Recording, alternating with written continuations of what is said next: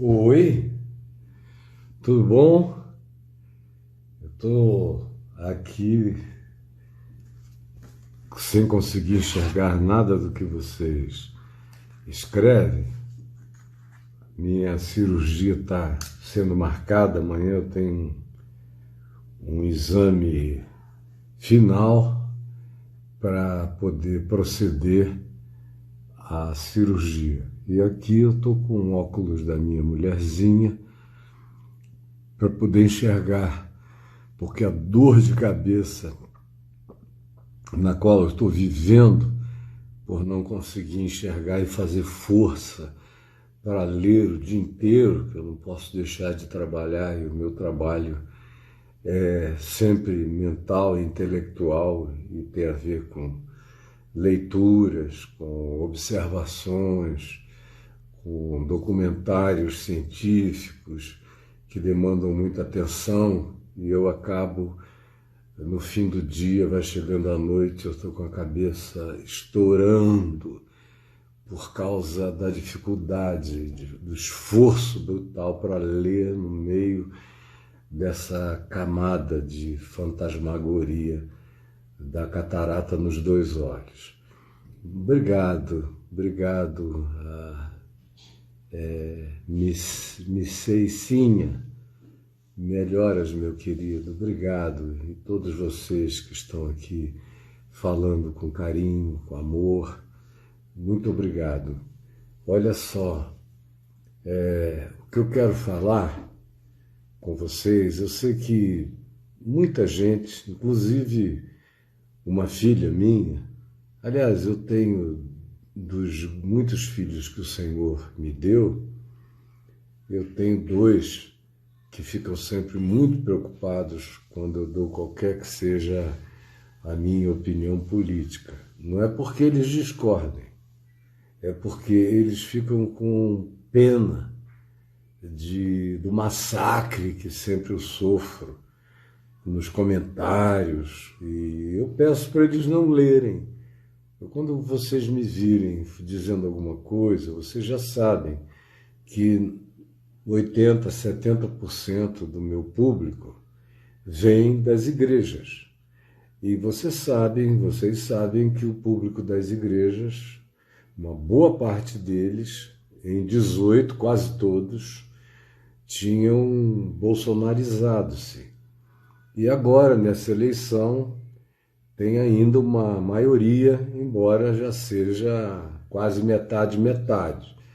Mas o lado bolsonarista daqueles que estão aqui é muito agressivo. E eu não perdi pessoas nas redes e nas plataformas durante os 6 anos em que eu bati muito no Lula, nas políticas externas que ele praticava, em desacertos aqui no tempo do mensalão, depois no petrolão, e eu não perdi quase nenhum petista. Eles continuaram comigo. Agora, o nível de fanatismo da extrema-direita, que o pessoal não quer chamar de fascista, mas é fascista, é tão fascista que ontem a extrema-direita italiana, extremíssima, que estava afastada de qualquer domínio na Itália desde a Segunda Guerra Mundial, desde a queda de Mussolini, fascista, em 1945, por aí, nunca tinha mais havido um governo de extrema-direita até ontem. E ontem eles se manifestaram, ganharam. E o que aconteceu? Aqui no Brasil, o pessoal da família Bolsonaro celebrou a vitória fascista e de extrema-direita na Itália como se fosse uma vitória pessoal. Então, alguém está escrevendo aqui, o Alexandre, Ciro é o caminho, mas não ganha. Então é um caminho, eu, por exemplo, já disse a ele, tanto aqui, ele sentado nessa cadeira aqui em casa, fazendo um lanche comigo há 2 meses atrás. A gente é amigo há muitos anos, temos uma relação muito querida, tenho muito respeito por ele, e eu conheci ele, era novinho, bem novinho, eu também. Eu pregando lá no Ceará e ele sendo levado por amigos meus e deles, foi assim que a gente, dele, e assim que a gente foi se aproximando no curso de muitos anos. Então, eu já disse a ele outras vezes, e disse aqui, disse está gravado, disse no programa dele, no Ciro Games, para o qual ele me convidou, que eu achava que ele é disparado o candidato mais preparado para ser presidente do Brasil. O problema é que não basta a pessoa ser preparada. Tem até alguns outros que não são políticos, são mais preparados até do que ele próprio, embora no ambiente da política eu não conheço ninguém mais preparado do que o Ciro. Ele é tão preparado que num governo Ciro ele poderia ser ministro de todas as áreas do governo dele. Aqui é impossível, ninguém dá conta. Mas ele entende da estrutura e ele não fez outra coisa na vida desde muito jovem em relação a outra coisa mais importante do que entender a arquitetura, as engenharias do poder, os modus operandi, o que se deve fazer nisto ou naquilo. Ele é também um intelectual, um pesquisador, com muita experiência de campo no Ceará, fizeram coisas importantes lá. No entanto, ele tem 6, 7%. E não tem como ganhar. Então você que me falou o caminho ao Ciro, é um caminho subjetivo, sem nenhuma objetividade. É só um caminho de amizade. Mas ele não vai ganhar. Como a Simone Tebet, que é uma boa moça, que está se lançando agora, e provavelmente a gente só vai vê-la competindo direto numa perspectiva de poder ganhar uma eleição presidencial daqui a mais uns 8 anos, por aí. É uma semeadura. Essa coisa que o Pablo Marçal fez é uma loucura. Um cara entrar do nada e pensar que ele pode engolir o fenômeno inteiro sem fazer uma viagem. Normalmente, e é um normalmente quase absoluto, as pessoas fazem um caminho, ou pelo menos de deputado estadual ou federal, ou deputado federal quando o cara pula vereança e deputado estadual, mas é deputado federal, tenta um Senado, depois se arrisca para uma presidência, mas já sair assim, marcializando, como fez o Pablo, da arquitetura de coach para se lançar à presidência da República, é um devaneio, é uma loucura, ele não tem do que reclamar, a não ser tentar aproveitar a experiência. Eu digo aqui, há muitos anos, e a minha mulher repete quase todo dia, ela tem muito mais paciência repetitiva do que eu para ficar explicando aqui, não, o Caio não é de esquerda, não é de direita, não é centrão. Por quê? É porque eu estou em cima do muro? É porque eu sou o isentão? Não. Prova disso é que eu apanho mais do que quase todo mundo aqui. Se eu tivesse um partido, eu apanharia menos. Porque já um monte de gente não viria, só viriam os que fossem de aderência absoluta comigo. Mas como eu não sou vinculado, ligado, nem tenho preferências apaixonadas por nada, nem por ninguém, o Evangelho colocou dentro de mim uma deslealdade total para com todo e qualquer projeto político. Deixa eu repetir isso. O Evangelho fez de mim um anarquista do ponto de vista político. Eu sou, no termo mais etimológico do significado da palavra anarquia, que é aquele para quem não existe um governo que controle, eu sou um cara sem governo. Eu só tenho um governante. Eu estou na linha de Pedro, de Paulo, de João, dos apóstolos, que foram mortos politicamente, sem terem tido nenhum compromisso político com coisa alguma nem com ninguém. O compromisso deles era com o Evangelho, era com a defesa das pautas do Evangelho, era ensinando as pessoas a não serem como o Império Romano dizia que elas podiam ser, e ensinando as pessoas a pertencerem a uma consciência superior, que é o que Jesus chama de justiça do reino de Deus. Justiça do reino de Deus é a categoria que reina suprema para todo aquele que confessa a fé em Jesus e no Evangelho. Se você tem um compromisso com o Rei dos Reis e Senhor dos Senhores, você é um anarquista, porque Jesus não vai estar nas urnas para você votar em Jesus. Vão estar várias pessoas lá. Todo mundo querendo um compromisso seu, com um lado ou com o outro. Eu, por exemplo, vivo sob essa demanda desde que eu passei a me tornar uma pessoa que influenciava muita gente.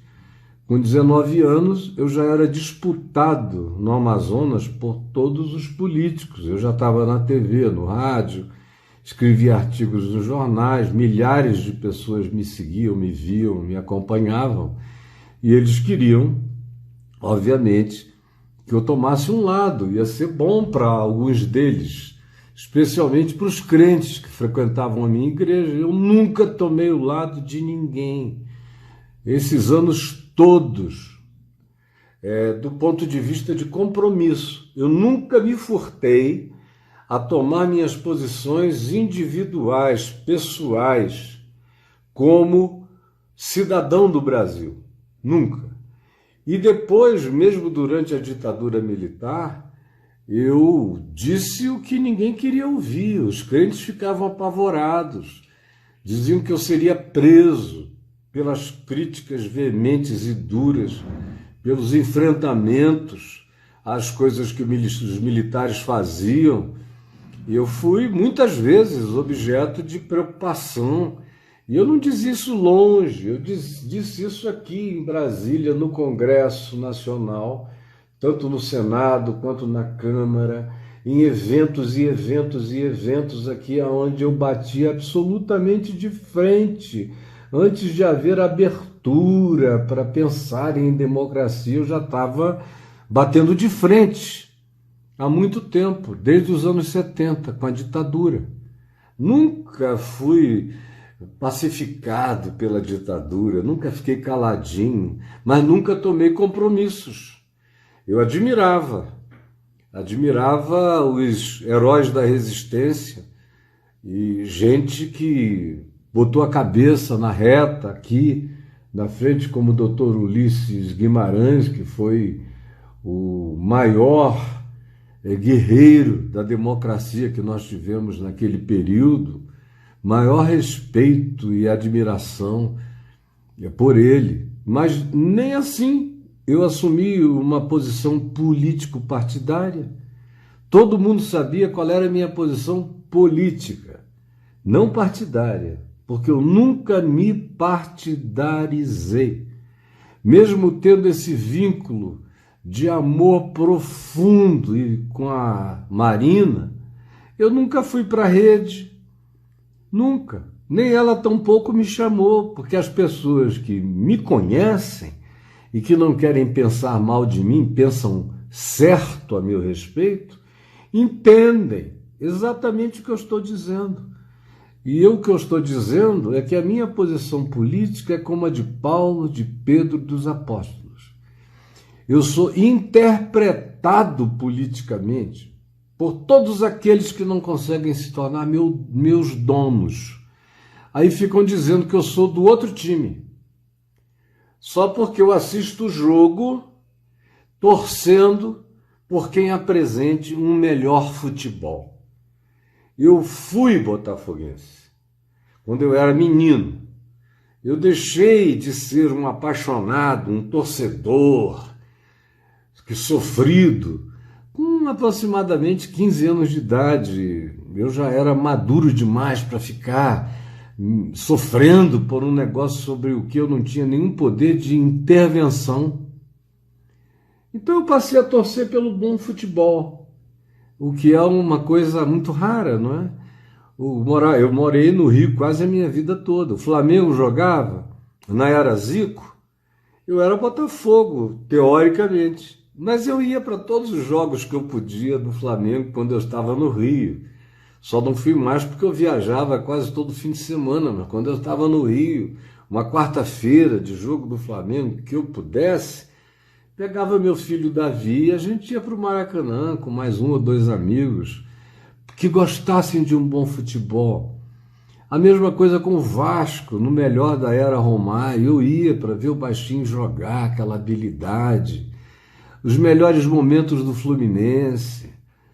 Hoje eu tenho muita alegria de ver o Flamengo jogar, um bom time, Palmeiras, maravilhoso. E me alegro muito mais ainda de ver times europeus e gosto de ficar assistindo os melhores lances no Reels, coisas maravilhosas, lindas, dos nossos jogadores brasileiros e de outros. Mas se você me perguntar qual é meu time, eu vou estar sempre torcendo por quem apresentar o melhor futebol. É a mesma coisa em tudo mais na vida. Eu não tenho um compromisso com uma medicina. Eu não sou aquele tipo fanático, alopata. Se me apresentarem uma homeopatia curadora de verdade, com resultados práticos, é nela que eu estou. Se me apresentarem um outro ramo de ciência científica, que não seja magia, e houver a demonstração empírica dos resultados, é claro que eu adoto. Eu, quando vejo a Terra redonda, eu não fico pensando que é um truque de estúdio em Hollywood. Ela é redonda.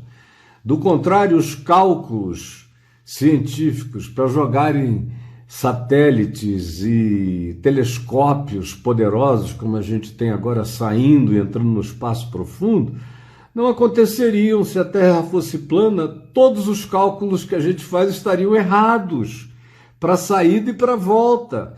Mas eu não tô, só estou te dizendo é que tem comprovação demonstrada.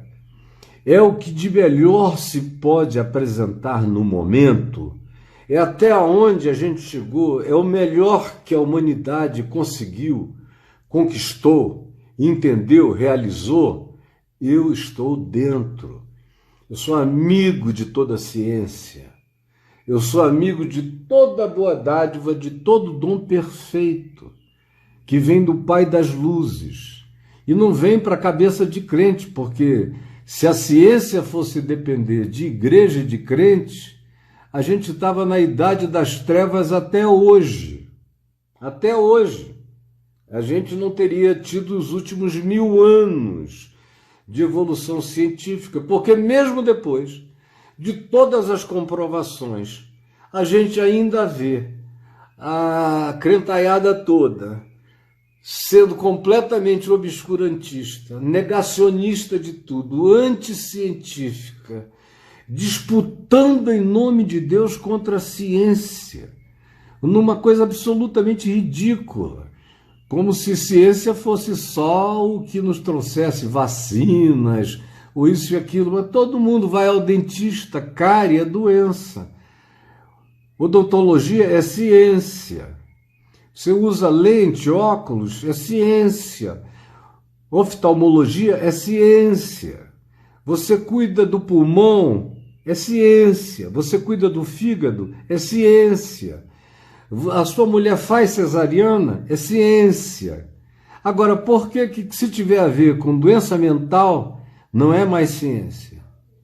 Por que se tiver a ver com cálculos espaciais, com o universo profundo, com física de natureza quântica, que deixa a física convencional newtoniana totalmente parada como um quadro negro comparado com um movimento de existência 3 e 4D, é mais ou menos assim a diferenciação, ficam loucos os crentes a respeito. Então, eu estou dizendo isso, fazendo uma longa introdução que eu nem precisaria, para dizer que ninguém espere de mim nenhum compromisso com obscurantismo, com atraso, com a falta de empatia. Eu sou cristão, eu sou filho daquele que entregou a vida, que nunca matou ninguém, que só ressuscitou mortos, que curou doentes, em favor de toda a saúde humana possível. É nisto que eu creio. Quando você vê Jesus curando doentes, você vê Jesus em favor da ciência. Quando você vê Jesus aliviando a dor dos oprimidos, você vê Jesus em favor da melhor ciência sociológica. Quando você vê Jesus comendo e bebendo com pecadores, com prostitutas, com pessoas abandonadas e oprimidas e julgadas e infernizadas pela religião, o que é que você está vendo? Você está vendo uma posição de Jesus que não é político-partidária, mas é política, que foi interpretada pelos fariseus, pelos saduceus, pelos herodianos, como sendo uma política contrária à política do Império Romano, à política do Sinédrio Judaico, à política das seitas religiosas, que eram partidos políticos, dos fariseus, dos saduceus, dos herodianos, eram os que estavam, dos zelotes, estavam ali. E o que é que Jesus fez? Jesus tinha gente que tinha trabalhado para Roma como coletor de impostos, como Mateus, coletor de impostos, considerado de direita. E Jesus o chamou porque ele tinha um coração afável e que iria se manifestar para o próprio Mateus depois. Ele chamou Pedro, que era um cara revoltado, zangado, amargurado, explorado, inclusive por Mateus, que era o maior cobrador de impostos daquela região, impostos para Roma. Pedro abominava aquele cara e aquelas coisas, e Jesus os botou juntos. A mesma coisa você vê, tem um discípulo chamado Simão o Zelote, que era Simão o Pissol, Simão o Petista, uma coisa assim. Mas Jesus o chamou e ensinou o reino de Deus, a justiça do reino de Deus, que está acima disso tudo. Então eu não vou dizer que é a última vez, porque é uma palavra forte demais, a última vez. Mas bem que eu gostaria que fosse a última vez que eu tivesse que explicar essas coisas. Mas não, eu só estou deixando claro por que eu tenho a liberdade de escolher como eu escolho. Eu escolho pensando no que Jesus escolheria.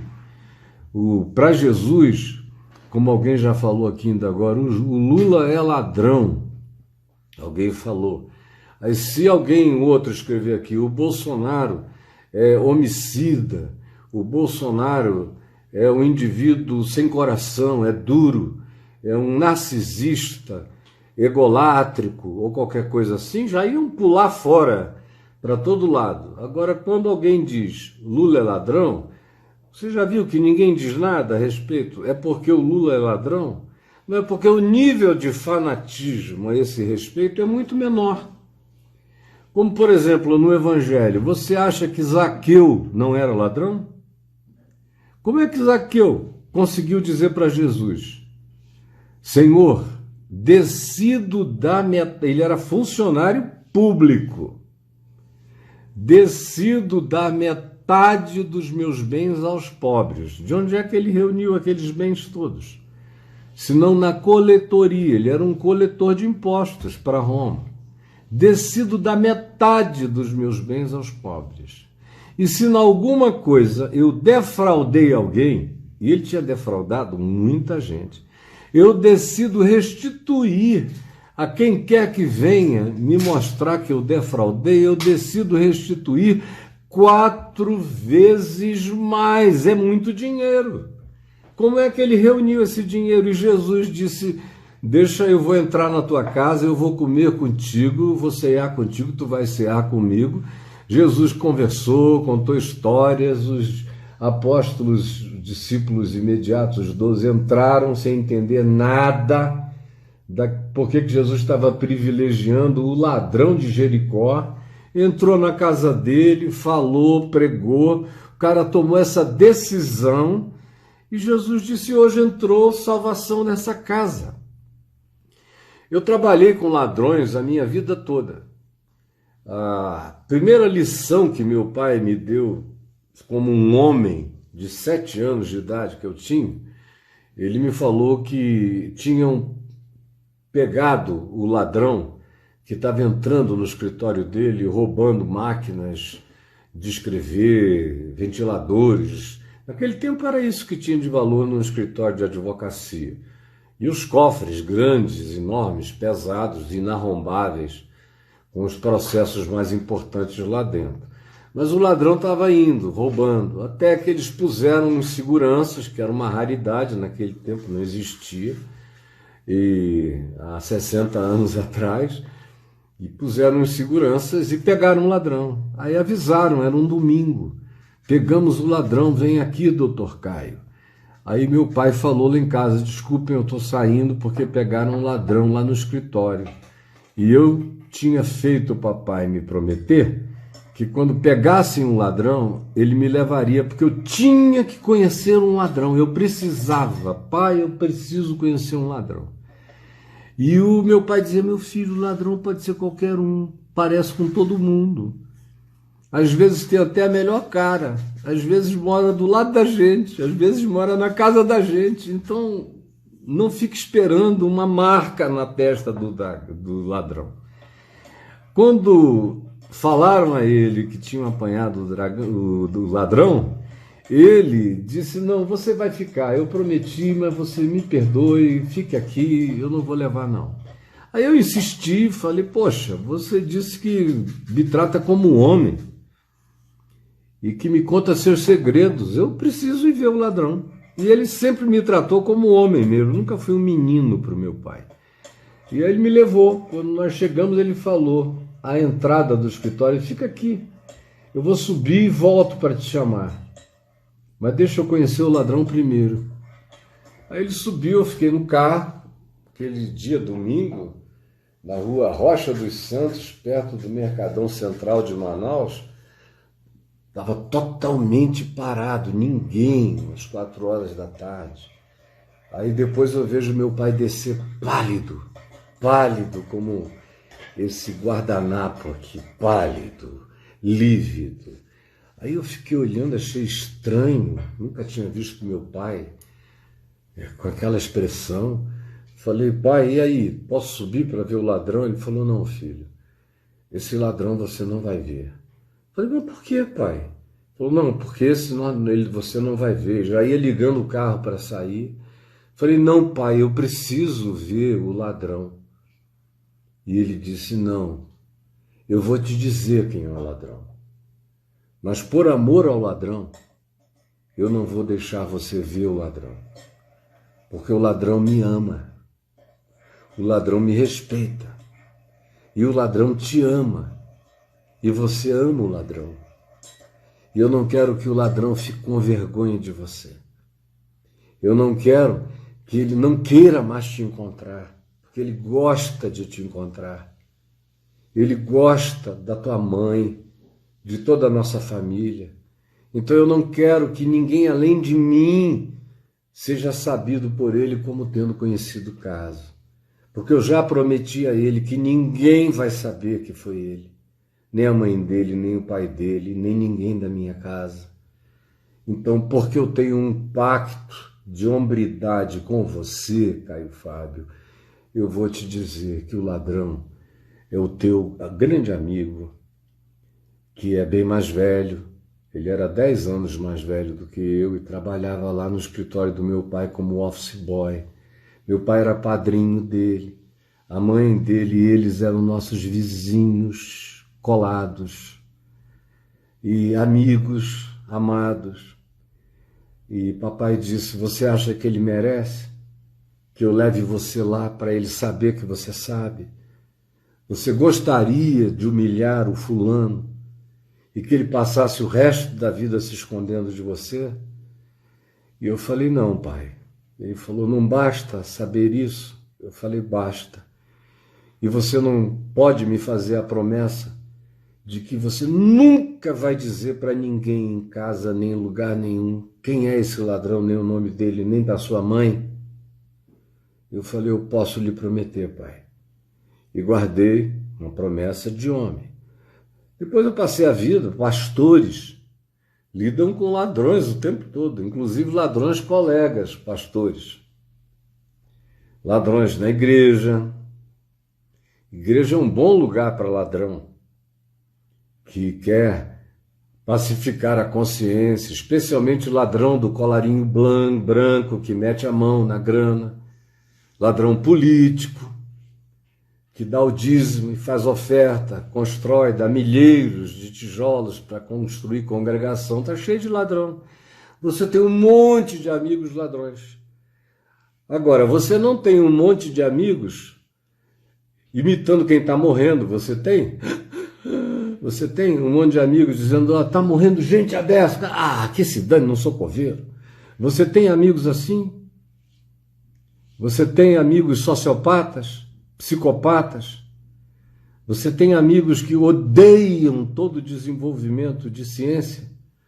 Você tem amigos que existem de veneta contra o próximo, com ódio, com raiva, que questionem todas as instituições feitas para manterem a pacificação do nosso estado social necessário, como é uma afirmação de Paulo, dizendo: orem para que todos nós tenhamos vida mansa e tranquila,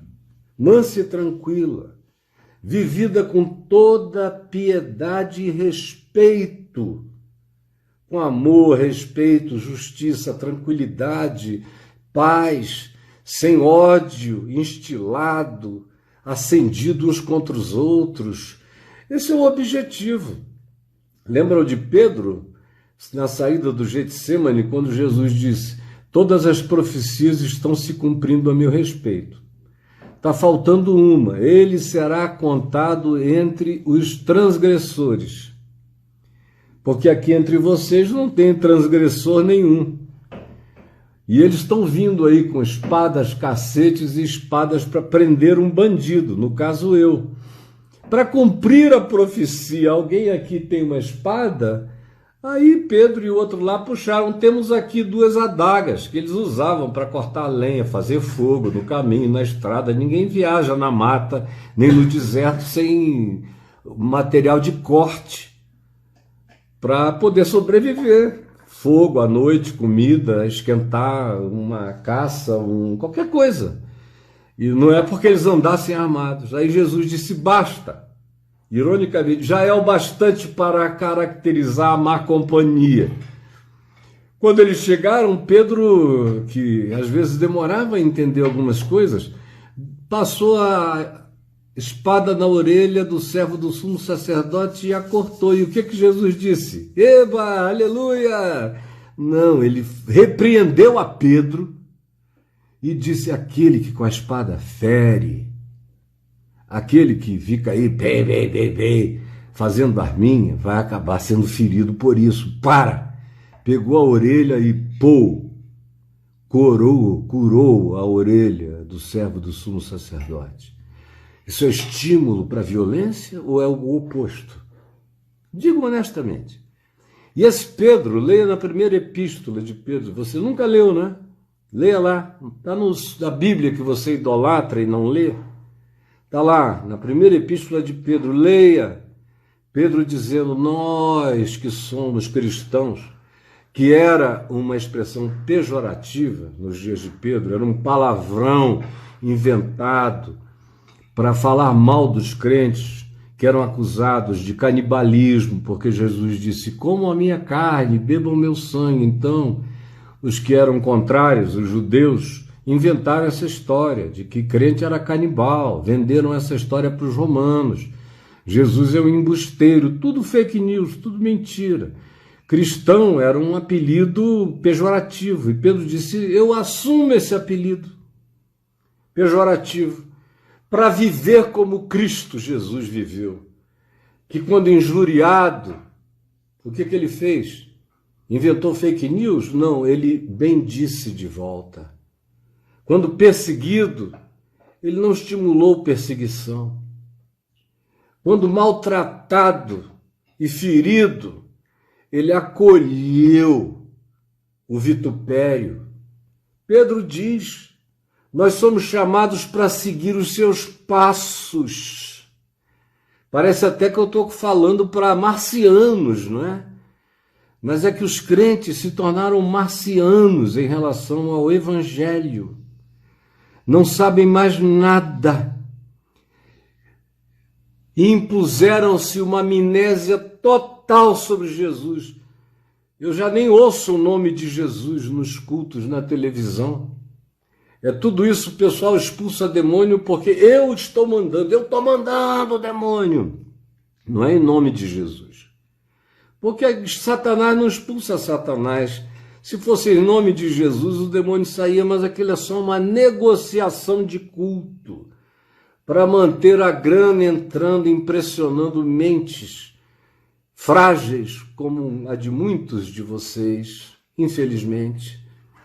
Mas eu estou aqui mais uma vez para dizer que eu sei em quem eu vou votar. Já está declarado aí, dia 2 de outubro, vamos acabar com essa história. Eu não disse o nome de ninguém, porque é basicamente óbvio, não é? É basicamente óbvio. O Bolsonaro nem morto. Não é por causa desses 3 anos e não sei quantos meses, quase 4 anos, não, porque eu fiquei... Em 2017, 2018, eu perdi 300 mil seguidores, crentes com ódio de mim, porque eu dizia, não façam essa loucura contra esse país, nem contra vocês. Eu conheço esse cara, ele é perturbado mental, emocional, afetivo, é doente, é sociopata, ele precisava de cuidados, ele tem um problema horroroso com tudo que seja equilíbrio de interioridade. Ele é dodói. Ele tem funcionalidades mínimas, mas o exército não o aguentou, o mandou fora de lá. Ele ficou aqui como um ser completamente relegado a mais baixo que o baixo clero, de tão inoperante que ele foi durante 30 anos. Ele só sabia falar loucuras, louvar terroristas, torturadores, dizer que mataram pouco no golpe militar, que se fosse ele tinham matado pelo menos de cara assim 30 mil no paredão.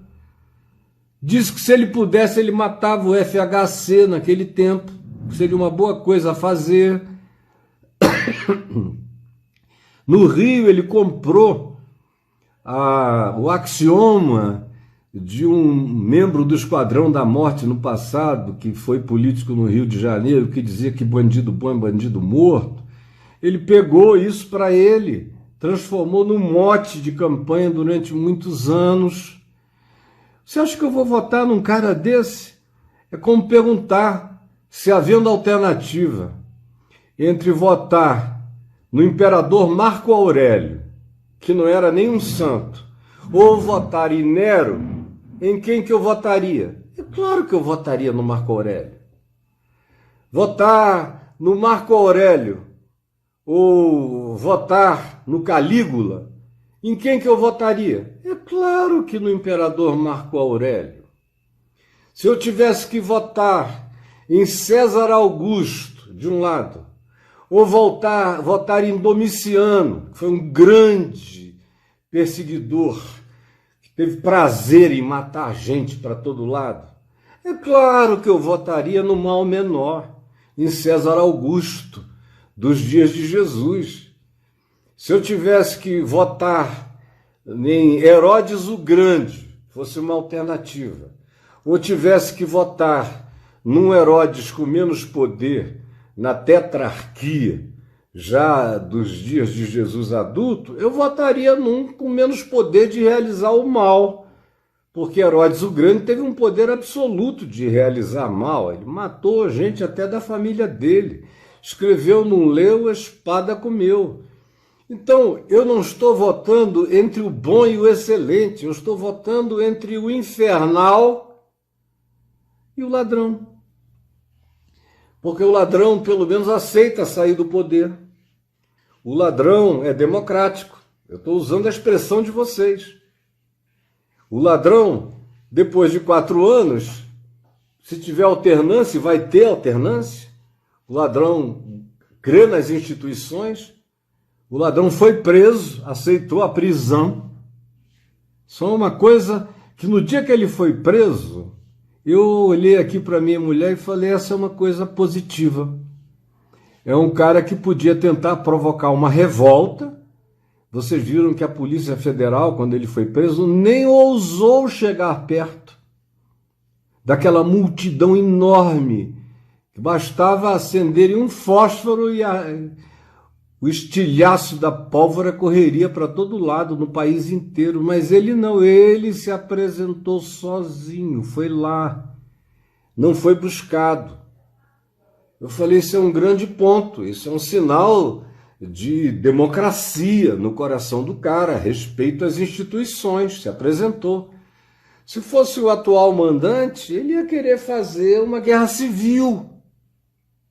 Então eu não estou escolhendo entre o ótimo e o bom, eu estou escolhendo entre o infernoso e um ser que, pelo simples fato de já ter governado 8 anos e ter aceitado passar o poder para companheira dele de partido, e a companheira ter aceitado o impeachment, que é outro sinal de democracia, podia ter criado um problema. E olha, que ela foi impeachada ou impeachmentada, como você queira, por uma coisa absolutamente construída. Foi uma grande arquitetura que concluiu que houve um erro das pedaladas fiscais.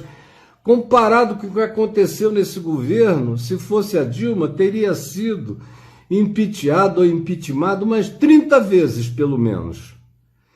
Na única que foi, deixou o poder. E o Temer assumiu. Então eu tenho muito mais paz de escolher quem permite a alternância, mesmo em circunstâncias sem fazer ameaça de natureza nenhuma, do que alguém que diz que se perder porque houve golpe. E se perder em circunstâncias assim, ou seja, basta ele perder, que ele disse que já houve golpe. E que não vai aceitar isso.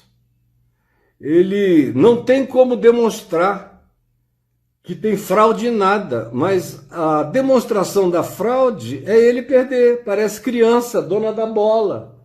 E aqueles meninos que geralmente apanham dos colegas na rua, porque dono da bola entra no cacete na vida real. Então, eu estou fazendo a minha escolha por um mal muito menor. Estou fazendo a minha escolha pela continuidade do país. Meu amigo Ciro não tem como ganhar. A Simone, que é uma gracinha, é para daqui a 8, 10 anos, não tem como ganhar. Quem tem como acabar com essa farsa no primeiro turno é o voto no Lula e no Alckmin, que esteve comigo há algum tempo atrás e foi uma conversa extremamente agradável. Eu fiz todas as perguntas que a maioria de vocês gostariam que fossem feitas.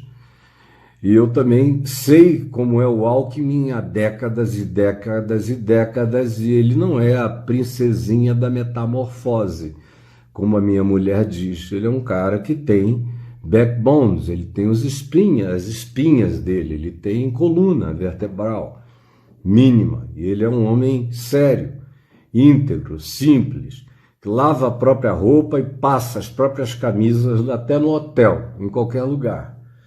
Eu respeito gente assim. A minha escolha está feita, sem declarações veementes de nenhuma natureza, mas eu voto pelo Evangelho, eu voto pelo Brasil, eu voto em nome de todos os pobres, em nome dos que estão indo dormir com fome e já não estavam há muitos anos. Eu voto em favor do SUS, eu voto em favor do meio ambiente, devastado, arruinado, desgraçado. Voto em favor de uma FUNAI que ame os índios. Voto em favor de uma Fundação Chico Mendes que cuide, de fato, da biologia e da diversidade das nossas florestas. Eu voto em favor dessa multidão acampada debaixo dos viadutos das pontes e nas cidades e para todo lado. Eu voto em favor dos milhares e milhões de desempregados que já até aceitaram sua condição de desemprego e partiram formalmente para a informalidade, de tão desesperançados que ficaram. Eu voto em favor do melhor que o Brasil já teve. Ou seja, é no mínimo o melhor. E o melhor que nós tivemos, não estou falando de pessoas, mas de projeto de país, melhor fase do Brasil, foi entre 2003 e 2010, 2011, 2012, por aí. Se não fosse a desgraça do mensalão, que foi a tentação de negociar com o Centrão, e a desgraça do petrolão, que foi a tentação de negociar com o empresariado, se não fosse isso, o governo em si e o que tinha sido feito no país tinha sido muito bom. E a gente já estaria completamente dentro dos 7 países mais desenvolvidos do mundo, diminuindo esse gap extraordinário entre 1% que controla quase 50% da riqueza nacional, o que é mais grave do que o que acontece na terra inteira, é o que acontece no país, proporcionalmente, no nosso. Então eu voto em favor de quem não tem poder de dizer nada. Eu sei que enquanto eu estou falando aqui tem gente com ódio para todo lado, mas olha bem para o meu rosto. Ontem à noite, minha filhinha caçula, meu amorzinho, a Juliana, neném da família, com 38 anos de idade, falou: paizinho, não fala mais de política, porque eu fico com muita angústia, as pessoas ficam batendo em você. Eu falei: minha filha, eu sou o mais discreto que eu posso, mas eu preciso, porque eu não tenho milhões e milhões de seguidores, mas todos os formadores de opinião no mundo cristão e fora do mundo cristão me assistem. E eles têm uma liberdade muito maior do que eu de, em me ouvindo, reproduzirem o que eu diga com palavras mais explícitas e com as palavras deles próprios para os meios e para as mídias deles mesmos, de modo que eu sei que eu estou falando para muito menos gente toda vez que eu falo num assunto desse. Mas eu falo na presença de Deus, como hoje. Eu orei e orei antes de falar aqui. A minha mulher, por exemplo, ela prefere quando eu não falo nada, porque ela me ama. E ela entra lá nos comentários e vê as pessoas falando barbaridades, mentiras. Elas sabem que não tem a ver comigo, mas elas mentem a si mesmo, tanto faz. Religioso é assim. O que eles disseram de Jesus? Que Jesus era um suicida, era endemoninhado, era um samaritano louco, era um libertino, amigo de prostitutas, adorava os pecadores porque ele adorava os pecados, ouvia histórias de pecado, que ele abraçava as comunidades mais desprezadas daqueles dias, e não era LGBTQIA+, porque se alguém abrisse a boca em Israel a respeito disso, era apedrejado.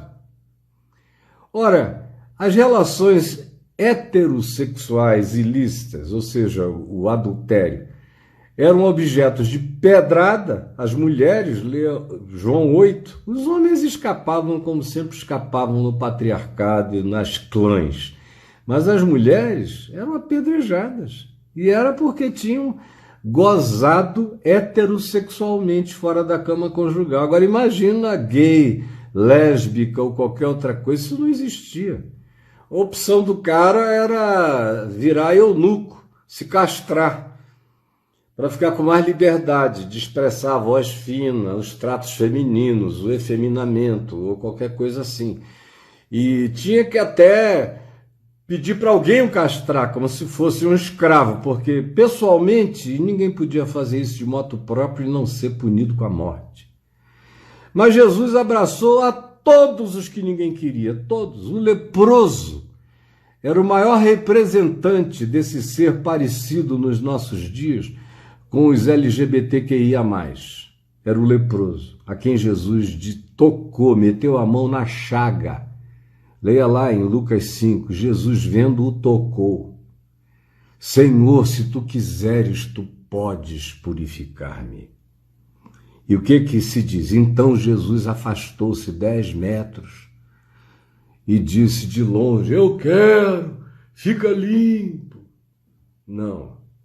O texto vai e diz que Jesus pegou o cara e patolou a mão no pus, na ferida, nas chagas, olhando aqui, aquela boca comida, aquele hálito de pus, olhando nos olhos do homem todo carcomido, aquela cara marcada, o homem era um pus ambulante.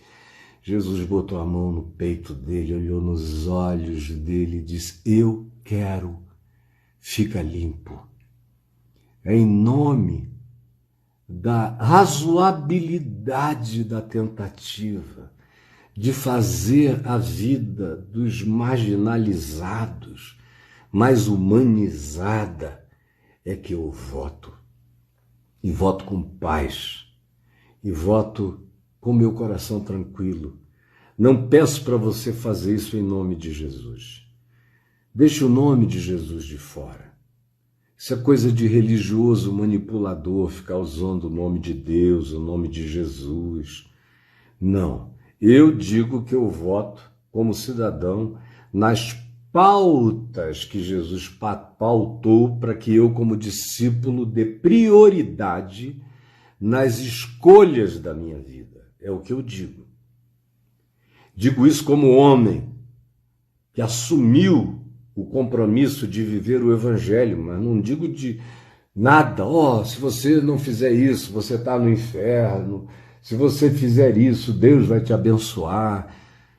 Eu peço para você ser gente, escolher conforme a melhor humanidade que você tenha, sabendo que a gente não vive numa autocracia, quem nos governa não é o Putin, a gente não vive de modo algum numa teocracia, quem nos governa não é um ayatolá iraniano, a gente não vive na Arábia Saudita, onde as autocracias estão nas mãos das realezas poderosas na terra de Maomé, de Meca, de Medina. Não, a gente vive, graças a Deus, numa demo, que vem do grego povo, cracia, que é governo, poder, é no governo do povo, onde ninguém fala em nome de Deus. A gente fala em nome da consciência pessoal, e não fala só em nome do umbigo. Eu não falo em nome do meu umbigo. Eu falo em nome do umbigo dos 8 bilhões de umbigos da Terra, dos 210, 220 milhões de umbigos brasileiros, alguns colando com as costas de tanta fome. É em nome do que eu vejo, é em nome do próximo que eu enxergo, que eu faço as minhas escolhas e vivo com as consequências e não sou candidato a nada. Já desde novo que eu venho sendo acusado de ser candidato a alguma coisa. Daqui a pouco eu estou morrendo. Eu estou com quase 70 anos. Daqui a pouco eu estou com 80 e vocês vão estar dizendo que eu sou candidato a alguma coisa. Não.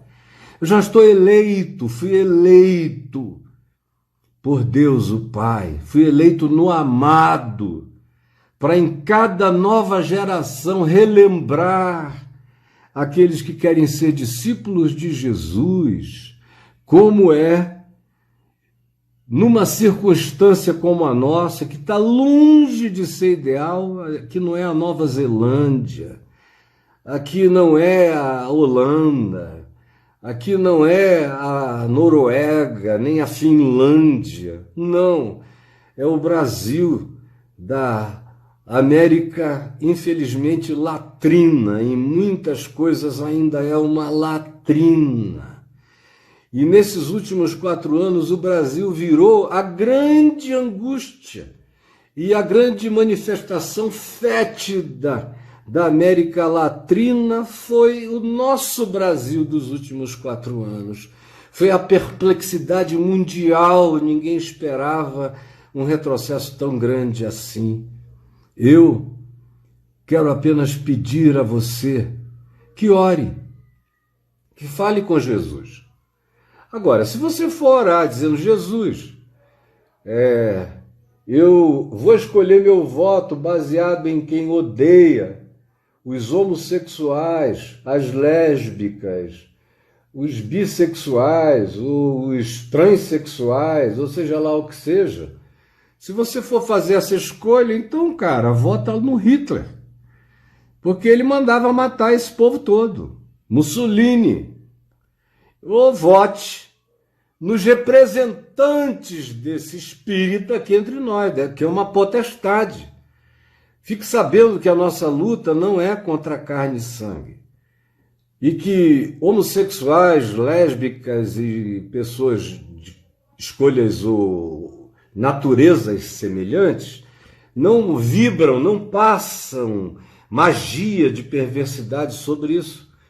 Já era tempo de você, que infelizmente não pensa, ter concluído. A quantidade já temos agora 20 anos de experiência de pais homossexuais adotando crianças que cresceram heterossexuais.